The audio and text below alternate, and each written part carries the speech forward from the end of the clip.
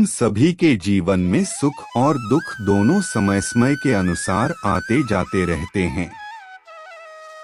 जब सुख का समय होता है तो हम भूल जाते हैं कि जीवन में कुछ भी नहीं है, सब कुछ परिवर्तनशील है और एक दिन बदल जाएगा।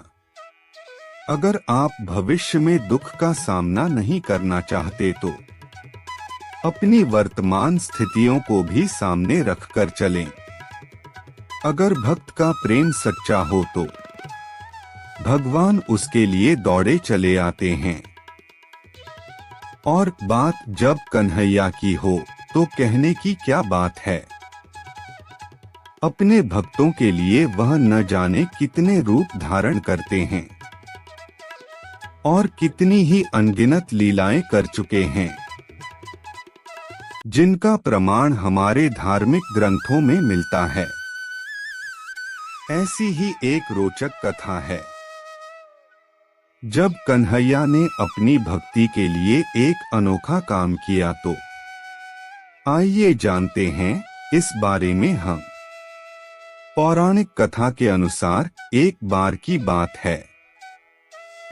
किसी नगर में एक राजा ने एक मंदिर बनवाया जिसमें श्री कृष्ण की एक मूर्ति भी रखवाई, लेकिन वह उसकी कभी पूजा नहीं करता था।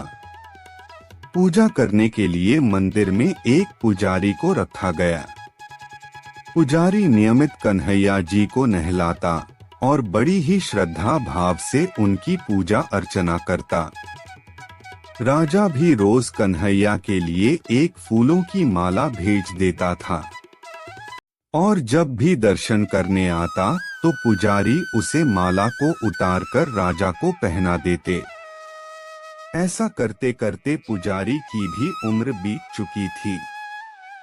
एक दिन किसी वजह से राजा नहीं आया तो उसने एक सेवक के हाथ मंदिर में माल पहुंचा दी और कहलवाया कि आज वह मंदिर नहीं आएगा, इसलिए पुजारी उसका इंतजार ना करें। इतना कहकर सेवक चला गया। पुजारी ने हमेशा की तरह कन्हैया जी को माला पहना दी, लेकिन जब शाम हुई तो पुजारी यह सोचने लगा माला उतारकर किसे पहनाऊं।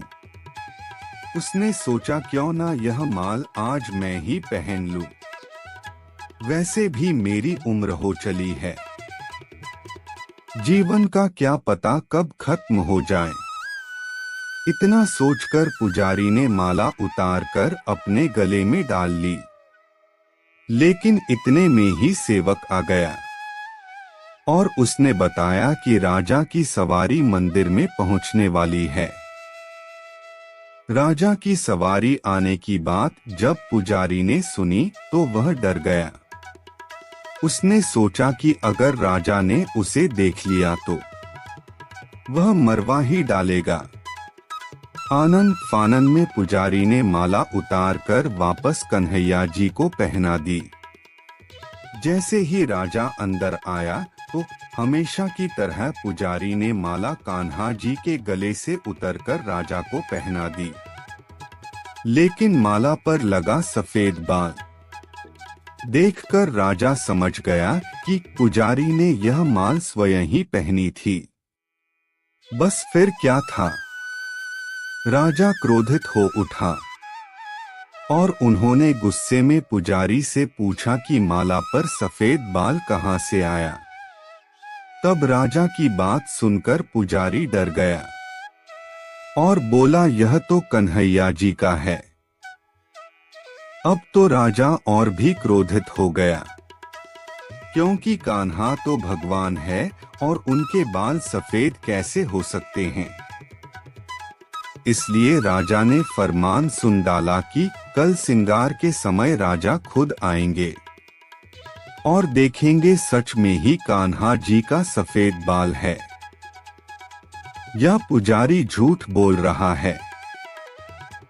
उन्होंने कहा कि अगर पुजारी ने झूठ बोला होगा तो उसे फांसी दे दी जाएगी। राजा का फरमान सुनकर पुजारी का बुरा हाल हो गया। उसने सोचा अब क्या करें, कहाँ जाएं, अब तो उसका मरना तय है।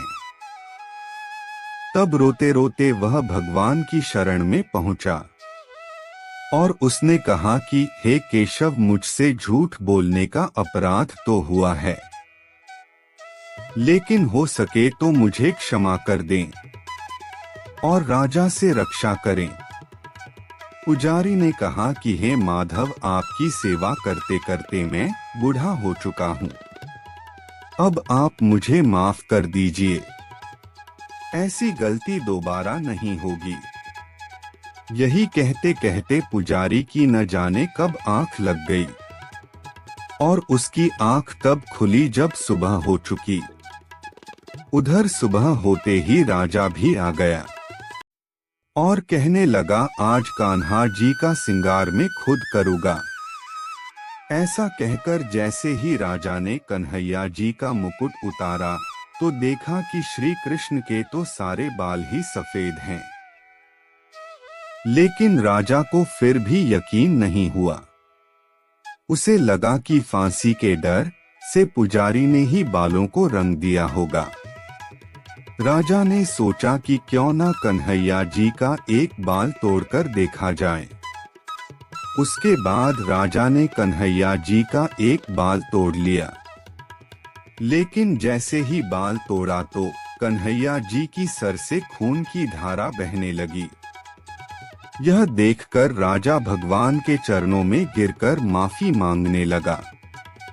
तभी श्री कृष्ण की मूर्ति से आवाज आई, है राजा, तुमने मुझे केवल मूर्ति मात्र ही समझा, इसलिए आज से मैं तुम्हारे लिए केवल मूर्ति मात्र ही रहूंगा। लेकिन पुजारी ने सच्चे मन और पूरी श्रद्धा से मेरी भक्ति की है, इसलिए मैं उसकी आनंद भक्ति को देखकर अपने बाल सफेद करने पड़े। कन्हैया जी ने कहा कि भक्ति में कभी भी संख्या नहीं होनी चाहिए और सच्चे वक्त की लाज तो मैं कभी जाने ही नहीं देता।